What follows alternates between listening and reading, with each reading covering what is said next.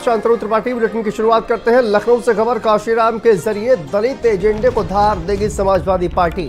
अखिलेश यादव काशीराम की मूर्ति का अनावरण करेंगे और मूर्ति अनावरण के साथ ही शुरू होगी सोशल इंजीनियरिंग। सपा दलित और पिछड़ों को एक साथ लाने की कवायद में जुटी हुई है। और आपको बता दें कि निकाय चुनाव को देखते हुए समाजवादी पार्टी तैयारियों में जुट गई है। सपा ने इस बार पिछड़े नेताओं को भी बड़ी जिम्मेदारी दी है। स्वामी प्रसाद मौर्य, इंद्रजीत सरोज, के गौतम को जिम्मेदारी दी गई है। इसके अलावा लालजी वर्मा, राम अचल राजभर जैसे नेताओं को भी बड़ी जिम्मेदारी समाजवादी पार्टी में दी गई है। पार्टी के फ्रंटल संगठन के तौर पर बाबा साहब को मान्यता दी। तो देखिए, सोशल इंजीनियरिंग की शुरुआत हो गई है। दलित और पिछड़े वोट बैंक को साधने में समाजवादी पार्टी जुट गई है। काशीराम की प्रतिमा का आज अनावरण करेंगे अखिलेश यादव। रायबरेली के दौरे पर रहेंगे और तमाम अन्य कार्यक्रमों में शामिल होंगे।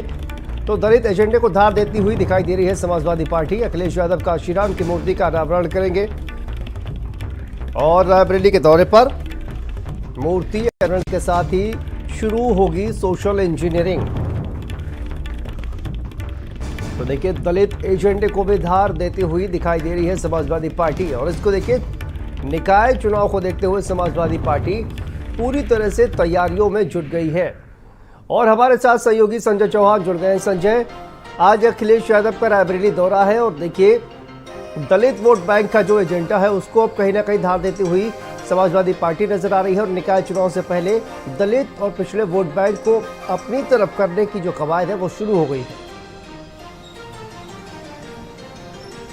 बिल्कुल शांतनु, मैं बताऊं आपको कि लगातार जो स्ट्रेटजी है पूरी समाजवादी पार्टी की वो समझने वाली है। क्योंकि जिस तरीके से दलित कार्ड को लेकर के समाजवादी पार्टी के राष्ट्रीय अध्यक्ष अखिलेश यादव पूरी तरीके से मुतमैन और गंभीर हो चुके हैं और इसी को लेकर के लगातार एजेंडे बना रहे हैं। आज उसी एजेंडे का जो कहीं ना कहीं पहला दौरा है और रायबरेली के दौरा है। दो जगह पर ऊंचाहार और उसके बाद रायबरेली शहर। तो दो जगह पर कांसीराम मूर्ति का अनावरण करेंगे। पहले ऊंचाहार पहुंचेंगे जहां पूर्व मंत्री मनोज पांडे ने कार्यक्रम का आयोजन किया, वहां पर कांसीराम मूर्ति का निर्माण करेंगे। उसके बाद सपा की एमएलसी का जो स्वामी प्रसाद मौर्य है उनके स्थान पर पहुंचेंगे जहां पर उन्होंने आयोजन किया और वहां पर भी कांसीराम की मूर्ति का अनावरण करेंगे। ये मूर्ति का अनावरण अपने आप में एक बड़ा मैसेज शांतनु है। क्योंकि निकाय चुनाव को तो सेमीफाइनल माना जा रहा है, लेकिन समाजवादी पार्टी अपने कैडर वोट MY के फैक्टर के साथ साथ दलित वोटरों और पिछड़ों को रिझाने का प्रयास कर रही है, जिससे कि कांसीराम और लोहियावादी अम्बेडकरवादी दोनों को एक किया जाए। और यही वजह है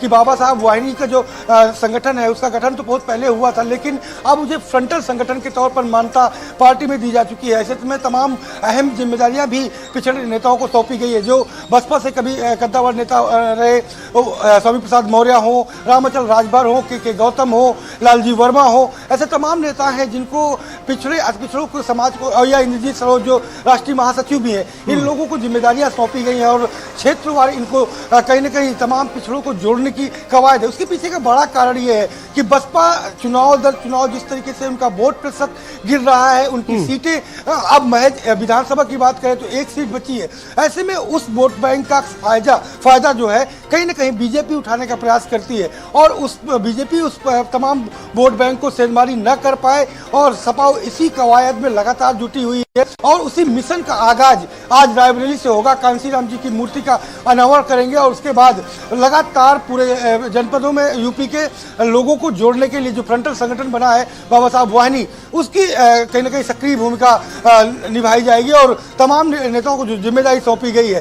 क्योंकि जिस तरीके से यूपी की सियासत है, यूपी की सियासत में MY फैक्टर के साथ अगर दलितों का फोकस बीजेपी समाजवादी पार्टी की तरफ बढ़ता है तो कहीं ना कहीं लोकसभा की जो लड़ाई है उस पर समाजवादी पार्टी मजबूती से जवाब दे पाएगी सरकार को और खास करके जो विपक्षी दल है बीजेपी।